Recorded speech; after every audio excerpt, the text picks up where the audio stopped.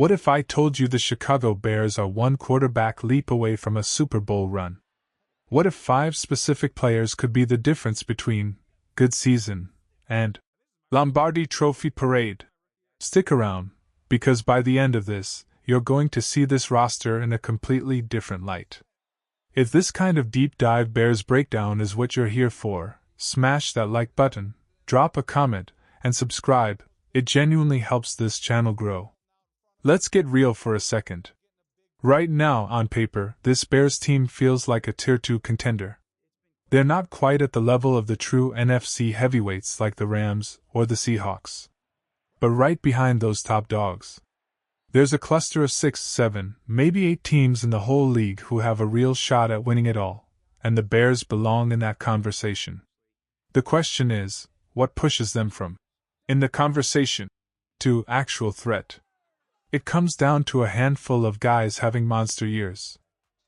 Let's break down the 5 players who could turn this team into the scariest out in the NFC. If Caleb Williams levels up into a legitimate top 5 quarterback in this league, everything else almost becomes secondary. Think about what Josh Allen has done in Buffalo for years.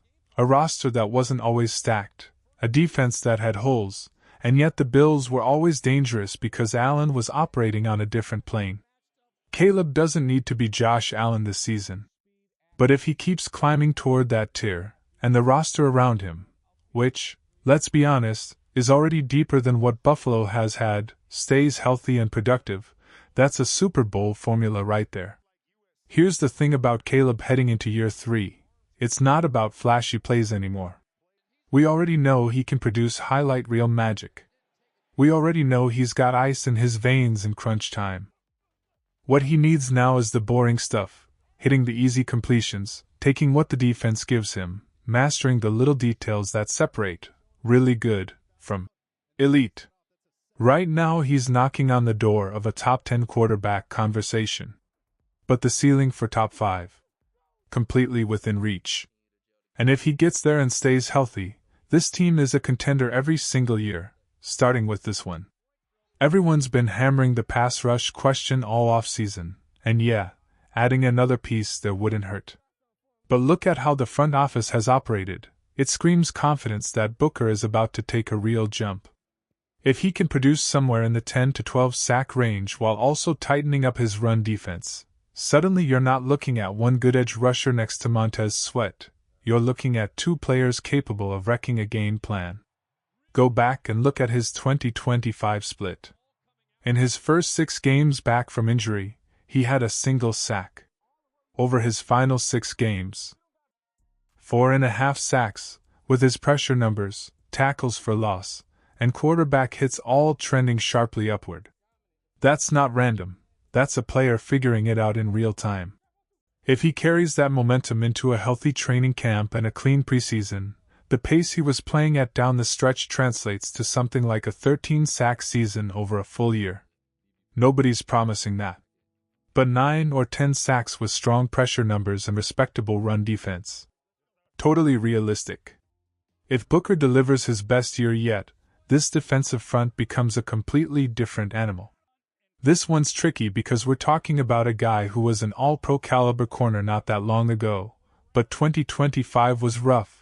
Injuries limited him to a fraction of the snaps a healthy version of him usually plays.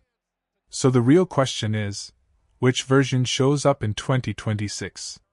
Reports out of OTAs have been encouraging. He reportedly picked off Caleb Williams a couple of times and made plays all camp. He doesn't need to return to his absolute peak form from 2023.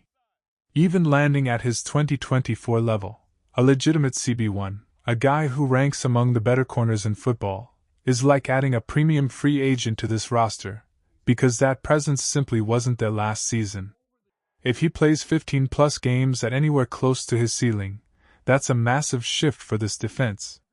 Even getting back to being a solidly above-average corner changes the math for this whole unit. Now, a quick gut-check question for you. Out of these 5 names, which one do you think is most likely to actually have that career year?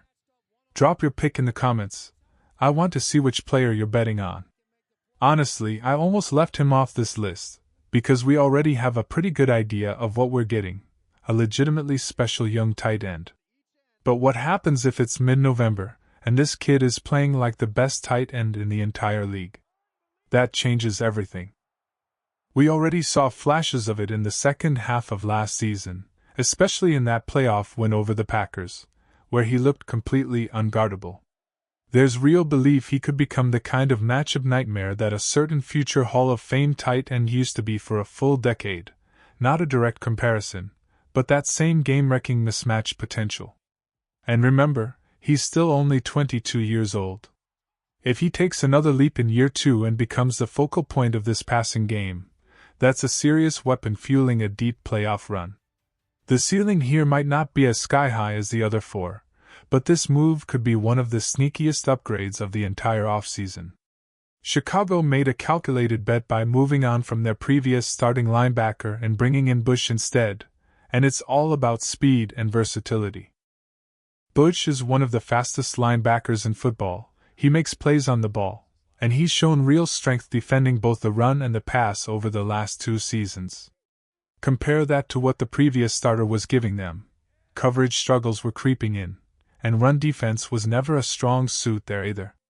If Bush can consistently shoot gaps against the run while holding his own in coverage, that's a legitimate defensive upgrade, and it comes at a cheaper price tag too.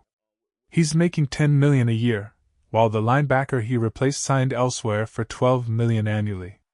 That's a move that could fly completely under the radar around the league while quietly making a real defensive impact. So here's where we land. Are the Chicago Bears a genuine Super Bowl contender? These 5 names are the ones who could tip the scales, but they're far from the only ones. Keep an eye on the receiver room too, and the safety position. If enough of these pieces click into place, this isn't a team just hoping to make the playoffs. This is a team built to make noise in January. Now it's your turn. Type yes if you believe the Bears can go all the way this season, or type no if you think they're still a year away. Let me know down in the comments, and if you enjoyed this breakdown, don't forget to subscribe for more Bears content dropping regularly. Bear down.